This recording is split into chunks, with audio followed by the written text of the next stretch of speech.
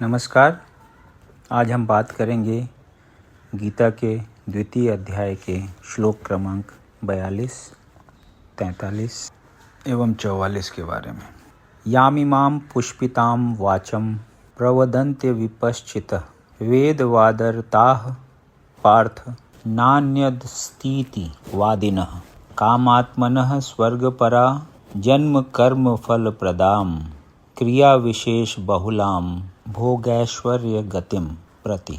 अल्पज्ञानी मनुष्य वेदों के उन अलंकारिक शब्दों के प्रति अत्यधिक आसक्त रहते हैं जो स्वर्ग की प्राप्ति, अच्छे जन्म, शक्ति इत्यादि के लिए विविध सकाम कर्म करने की संस्तुति करते हैं। इंद्रिय तृप्ति तथा ऐश्वर्यमय जीवन की अभिलाषा के कारण वे कहते हैं कि इससे बढ़कर और कुछ नहीं है। तात्पर्य: साधारणतः सब लोग अत्यंत बुद्धिमान नहीं होते और वे अज्ञान के कारण वेदों के कर्म कांड भाग में बताए गए सकाम कर्मों के प्रति अत्यधिक आसक्त रहते हैं। वे स्वर्ग में जीवन का आनंद उठाने के लिए इंद्रिय तृप्ति कराने वाले प्रस्तावों से अधिक और कुछ नहीं चाहते। जहाँ मदिरा तथा तरुणियाँ उपलब्ध हैं और भौतिक ऐश्वर्य सर्वसामान्य है। वेदों में स्वर्गलोक पहुँचने के लिए अनेक यज्ञों की संस्तुति है, जिनमें ज्योतिष्टोम यज्ञ प्रमुख है। वास्तव में वेदों में कहा गया है कि जो स्वर्ग जाना चाहता है उसे ये यज्ञ संपन्न करने चाहिए, और अल्पज्ञानी पुरुष सोचते हैं कि वैदिक ज्ञान का सारा अभिप्राय इतना ही है। ऐसे लोगों के लिए कृष्ण भावनामृत के दृढ़ कर्म में स्थित हो पाना अत्यंत कठिन है। जिस प्रकार मूर्ख लोग विषैले वृक्षों के फूलों के प्रति बिना यह जाने कि इस आकर्षण का फल क्या होगा आसक्त रहते हैं, उसी प्रकार अज्ञानी व्यक्ति स्वर्गिक ऐश्वर्य तथा तज्जनित इंद्रिय भोग के प्रति आकृष्ट रहते हैं। वेदों में कर्मकांड भाग में कहा गया है, अपाम सोममृता अभूम तथा अक्षयम ह वै चातुर्मास्याजिनः सुकृतम भवति।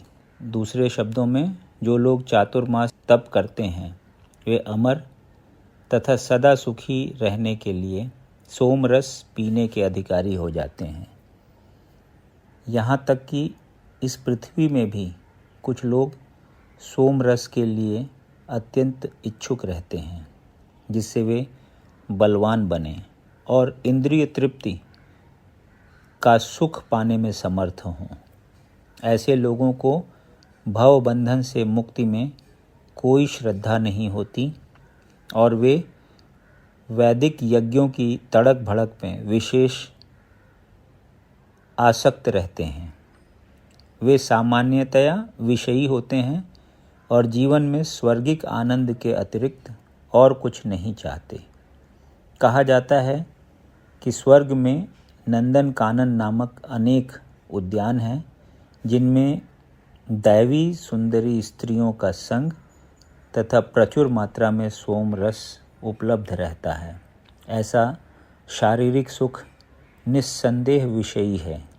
अतः ये लोग वे हैं जो भौतिक जगत के स्वामी बनकर ऐसे भौतिक अस्थायी सुख के प्रति आसक्त हैं। भोगैश्वर्य प्रसक्तानां तया अपहृत चेतसां व्यवसायात्मिका बुद्धि समाधौ न विधीयते। जो लोग इंद्रिय भोग तथा भौतिक ऐश्वर्य के प्रति अत्यधिक आसक्त होने से ऐसी वस्तुओं से मोहग्रस्त हो जाते हैं, उनके मनों में भगवान के प्रति भक्ति का दृढ़ निश्चय नहीं होता। तात्पर्य: समाधि का अर्थ है स्थिर मन।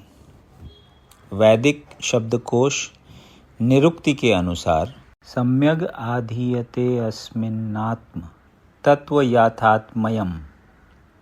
जब मन आत्मा को समझने में स्थिर रहता है तो उसे समाधि कहते हैं।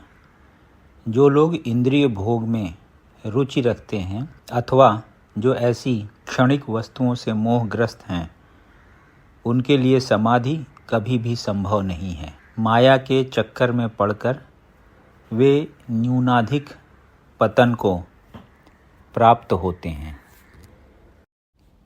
यदि आपको ये वीडियो पसंद आया तो इसे लाइक करें और ऐसे ही अन्य वीडियोज़ को सुनने के लिए इस चैनल को सब्सक्राइब करें।